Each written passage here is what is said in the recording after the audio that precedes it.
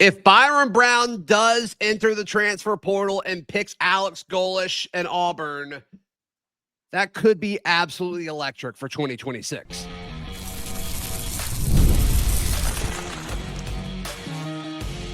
You are Locked On Auburn, your daily podcast on the Auburn Tigers. Part of the Locked On Podcast Network, your team every day. Yes, welcome on into Locked On Auburn, your daily Auburn Tigers podcast. I'm your host, Zach Blackerby, and thank you so much for making Locked On Auburn your first listen every single day. Zach Blackerby, Darrell, Dapprich, Montgomery radio legend. Happy Christmas Eve, everyone. Thanks for being here. There are questions about Byron Brown as far as transitioning from the AAC to the SEC. What does that look like? Would it be an improvement at the quarterback position? But big picture, Darrell, as soon as Alex Golesh got here and his quarterback stats were all in Auburn's press release that they pushed out about how impressive he was last year, throwing for 3,000, rushing for 1,000, one of 12 other players have done that in the history of college football. So if anybody wants to say, well, it's the level of competition, say, well, then why haven't more people done it if that's the case? Him instantly being tied and folks being interested in following him was one of the first interesting things and appealing things about Alex Golesh to Auburn, but that hasn't happened yet. So when Byron Brown does have the opportunity to do that, that'll kind of be a callback to one of the first things that stood out to me about Alex Golesh. Well, I think that the people that are a little bit concerned about the level of football and can he elevate his game to get to this next level, there was a starting quarterback in the playoff from Ole Miss that did just that. Now I get it, Lane Kiffin's not coaching the Auburn quarterbacks, but there is example. The damn Fear kid that went from New Mexico to Utah and made them instantly better. And oh, by the way, did these same people concerned about that? Weren't they the same ones lobbying for Grayson McCall with every fiber of their being to come here 3 years ago? So there's precedence both ways. I think football players are football players. And I get it that it's more difficult at this level, game in, game out. But I also think when you throw up those kind of stats, even it's unrealistic to expect those kind of stats to carry over to the SEC. But Auburn doesn't need those gaudy stats. Auburn would settle for 2,500 passing yards and 500 rushing yards right now. And that's good enough quarterback play to kind of get them back where they need to go. I've seen some Auburn fans push back on Byron Brown as a possibility to be Auburn's starter in 2026. And that surprised me a little bit. If it's from the vein of you want Deuce Knight to be the guy, I'm cool with that. That's fine. That makes sense. But when we went live Sunday night, Darrell, on the Barncast, there was a guy, I think he kind of copied and pasted this message a few times, but he talked about how I don't want another run first quarterback. And I just don't know how you can look at Byron Brown and think that about him. I mean, the guy threw for 3,000 yards last season. There's also a guy on social media on my X page that's really knowledgeable, and he's a big-time Auburn football fan, and he tags us in a lot of stuff, and he's watched a lot of Byron Brown film, and he's a little bit concerned about his accuracy. Well, everybody can nitpick and cherry pick and pull out highlights of overthrows and underthrows, but you look at the whole body of work. And I don't care what level of football. Again, it's translated. There's been quarterbacks at the FCS level. By the way, Cam Ward, right? It was that incarnate word or whatever the name word, that came in. And there's just, again, the examples I gave of last year. This is not FCS level. This is a kid that played well against Miami and played well against Florida. So if you're concerned about how he plays against the big boys, that is a small sample size and a snapshot, but he still did well against those two schools. One was better against Miami than Marcel Reed did. Exactly. Well, so did you and I. But anyway, but no, I like Marcel Reed. But I'm a Marcel Reed truther. That would I love him. I love him, and watching him up close, he But anyway, Miami was the real deal, and obviously advancing to the next round of the playoffs, and he played well against them. Florida was playing better in the second half of the season last year, and I think he played well against them. I don't remember when he caught them, but still, it's Florida. It's an SEC defense. If you're worried about that, don't cherry pick and say, oh, all of the elite SEC teams. SEC is SEC. Game in, game out. Can this guy make winning plays and make dynamic plays? And I get the whole run first thing, but he's a better runner, in my opinion, than Jackson Arnold or Peyton Thorne. I mean, and he bulldozes people. He's not just speed. He will truck you. So I like it. I think he'd be a great fit. Do I like Deuce Knight? Absolutely. Would I be comfortable with Deuce Knight being the starter under the Golesh regime and his tutelage? Let's see after the spring. The spring is going to be a big moment for Deuce Knight in his development. Yeah, the tricky thing with the spring is, I mean, they're going to probably pick early on like who their starter is, and that's who gets all the reps. And yeah, you can divide them and all that, but it's clear like who the offense is built around when you're doing all these installs in spring, especially when it's a first year offense at a program. So if it is Deuce, once again, I'm with you. I have no issue if it's Deuce Knight and they choose to go back up in the transfer portal and build behind Deuce. I don't have an issue with that. But like, do that. You've got to pick your guy, give him, especially if it's Deuce, and give him as many reps as possible as soon as spring starts. Yes, that's going to be the key, because I think he's going to have to get comfortable. We've seen flashes. Obviously, the first game that he came in against Ball State, less than impressive. The Mercer game from an eyeball test, incredible, right? Did some things that you can't teach. Which I want to call back just to like the way the coaching staff handled Deuce and the Ball State thing. I said it all week to not do that. They did it. It looked terrible. It helped no one. Right. And I still stand by that. I stand by the fact that I think I would have liked to see him get a chance against Kentucky when Auburn was really, really struggling to move the football and did nothing offensively. What do you have to lose? Was it a confidence thing? Does throwing him to the Wolves make it look worse? I don't think so. I think he could have given Auburn a spark against Kentucky. That game, especially like thinking back about how like we didn't do anything different really in the second half, which was a theme throughout the Hugh Freeze era. But that really just did feel like I'm about to get fired. That's really what that felt like. But throw him in the second half and see if he can light a spark. See if he's got different. Sometimes you make those quarterback changes to change flow, enthusiasm, intensity, spark, all that stuff. And that he could have provided that. He's electric. Even if he had a couple of nice runs against Kentucky, heck, it would have been enough to win the game with that low-scoring game. Yeah, you didn't need much. No, you didn't need much. But Brown is a guy that obviously is very familiar with the system. Yeah. Which don't ever underestimate how important that is. Correct. That's an inherent advantage when you've got a guy that you ain't got to start from scratch trying to show the way to do it. Because remember, that's what happened with Peyton Thorne. That's what happened with Jackson Arnold. They had to learn new systems and they struggled. And I won't even talk about the Calzada disaster, because that means Auburn has missed on 3 consecutive transfer quarterbacks over 2 different head coaching staffs. Right, but this staff hasn't.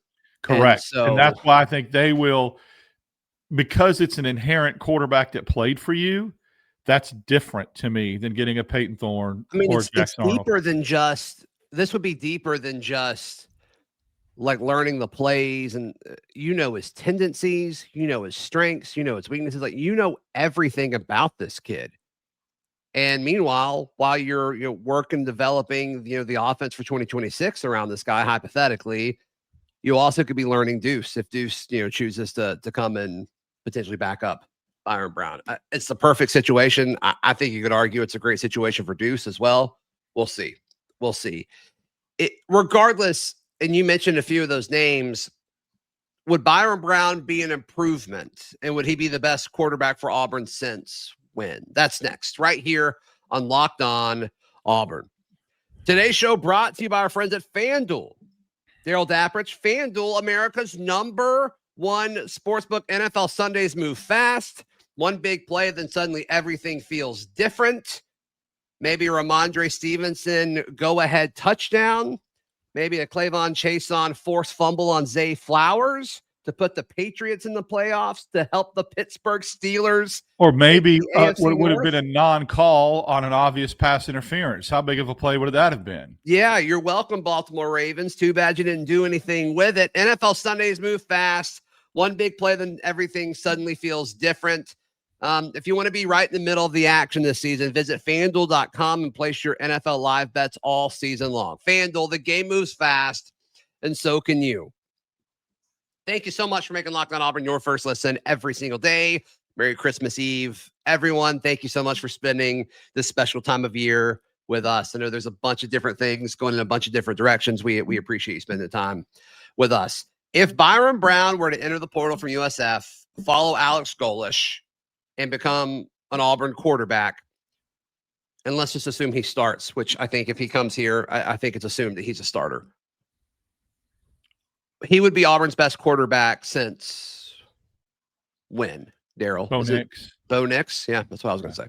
Yeah. Bo Nix had some flashes, and he obviously won some really big games for Auburn. He did some things. I get it. He had his moments, but, yeah, it would be since Bo Nix. And, you know, could have even been greater. Could have even been a greater regime and a greater development. So that's the first one that jumps off the page to me. And then, of course, style. I don't think we've seen a style since this. You can talk all you want about how he runs the ball similar to Nick Marshall, but in my opinion, he throws it better than Nick Marshall. He's more of a physical runner than Nick was, too. Nick was elusive. Right. Impact is the same, but how you defend it, I think, would be different. I mean, as far as running style, like, it's closer to Cam. He's not Cam Newton. Let me be very clear. And boy, is that going to be annoying. Like, that's going to be the worst part of this, is we're going to go on interviews throughout the conference, be like, you know, anything similar to Cam Newton? And be like, no, he's Byron Brown. We saw a small sample size of that with the Deuce Knight game against Mercer. The comparisons were off the chart. And I'm like, can we please? Dude, there was a guy when we were doing the Arkansas recap, when Ashton came in and played the second half. There were people there. I don't want to say people. I think it was just one guy who said it a few times, where he was like, man, I don't want to overreact, but it kind of looks like Cam Newton out there. And I'm like, hold on. Stop. No.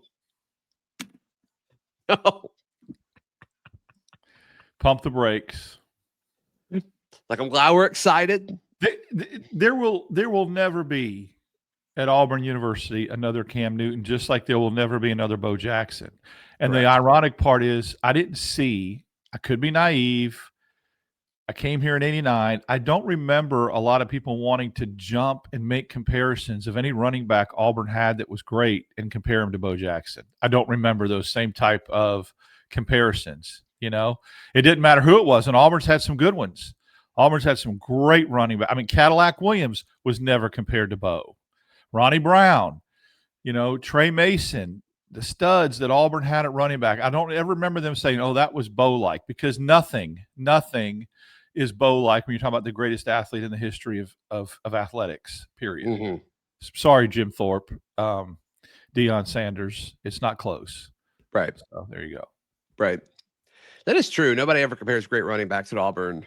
You can't. Well, because you can't, because he was such a freak. I mean, nobody at Auburn has had that power and has run a 4.2. Nobody ever will, unless they chisel somebody, you know, out of a. But I just that, and so that's why. But I think the same comparisons and measurables need to be attributed to Cam with his size, his speed, his strength, the things he did. I mean, you can't. There isn't. There's not a prototype for that. So we need to just stop with the comparisons and let Deuce Knight be Deuce Knight, Byron Brown be Byron Brown, that so forth and so on. Now, will future generations compare Auburn receivers to Cam Coleman if he stays and has the kind of junior year he could have?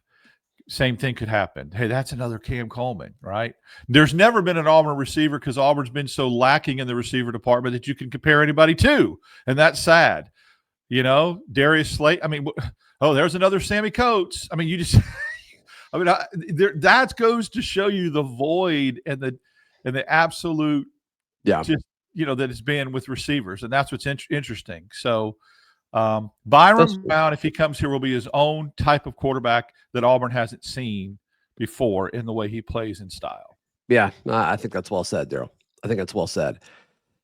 So as much production as there is around Byron Brown, there still would be the question, assuming he follows Alex Golesh to Auburn, there's still the question of level of competition. Can he make that transition? That's next, right here on Locked On Auburn. Today's show brought to you by our friends at Omaha Steaks. The holidays are here, and whether you're hosting family or planning for the perfect gift or just trying to load up on some meat and some solid eating to start the new year, Darrell, Omaha Steaks is the way to go. I got one of these for my parents. It came in last week, and it's awesome. Like, just we get them for clients, and it's so convenient because you just drop ship them, and you get the package, which has different types of meats in it, and it's hot dogs. Heck, it's even got one of the best apple fritter desserts that they put in there. Underrated. You hear steak. The sides are unbelievable as well. The potatoes. I mean, we just drop them to clients, drop ship them, and then they can cook them throughout the holidays. Yeah, so save big on gourmet gifts and holiday favorites with Omaha Steaks. Visit omahasteaks.com. And for an extra $35 off, use code COLLEGE at checkout. Terms apply. See site for details. That's omahasteaks.com. Promo code COLLEGE. Thank you so much for making Locked On Auburn your first listen every single day. The biggest question, the biggest pushback, and we kind of talked about this when we were looking for, what's the ideal fit for a head coach, is you find a guy who has done it at the same as a situation as close as Auburn, and then you bring him over. And I mean, the same situation for Alex Golesh would be the same for Byron Brown, right? Like they won at their level of competition, but it was, it was a non-P4 conference. I think we're calling it the group of six now.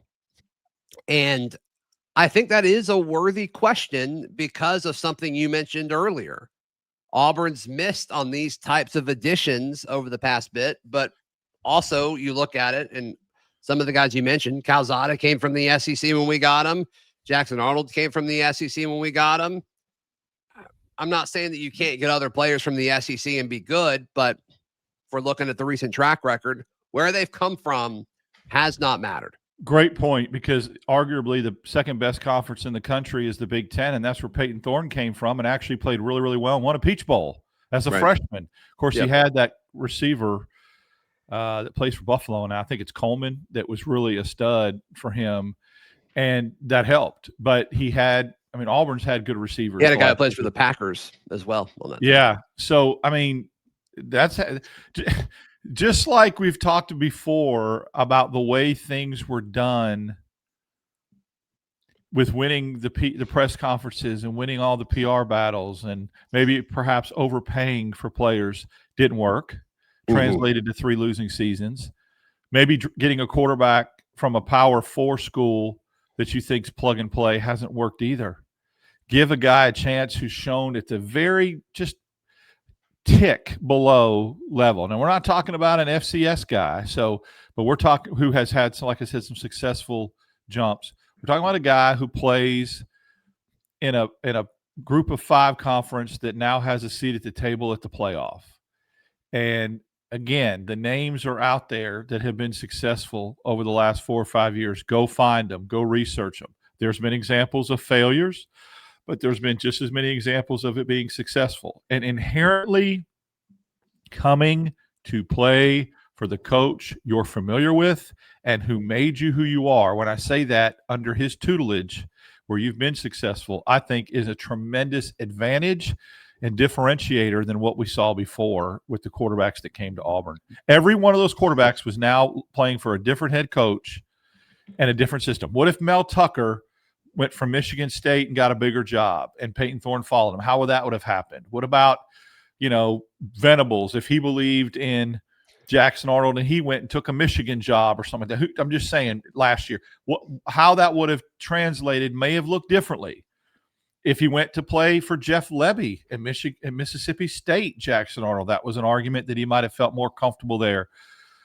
lot of different variables. I like the fact that to make that leap, that he would be playing for somebody he already is comfortable playing under. Yep. I think that matters. And it definitely would ease the transition for sure. That's several less things you've got to really worry about if you're the quarterback. Scale of 1 to 10, 10 being absolute outright panic, 1 being you're not even thinking about it again. 1 to 10, how concerned are you with a potential transition for Byron Brown? 3. Yeah, I'm pretty low. I think I would have said like 4. Yeah, I'm pretty low as well. Where are you? Let us know in the comments down below if you're watching on YouTube. Darrell, how can people check out everything you've got going on right now? You can follow me on X, Dap6410. Probably won't be as active during the holiday seasons. Try to put a phone away a little bit, spend more time with family. And then obviously we'll have another show that'll drop this week. Probably not until the Sunday night Barncast after Christmas will we all meet up again. So yeah, you and I will drop a show tomorrow on Christmas. So looking forward to that. And we'll see you guys. We'll see you guys soon. We'll Locked on Auburn will stay daily this week. Won't be the 2 or 3 episodes a day. We'll hit that up next week, but we will stay daily. So if you still need your Auburn fix every morning, we got you. Please like the video, please subscribe, and we'll see you next time. This has been Locked on Auburn.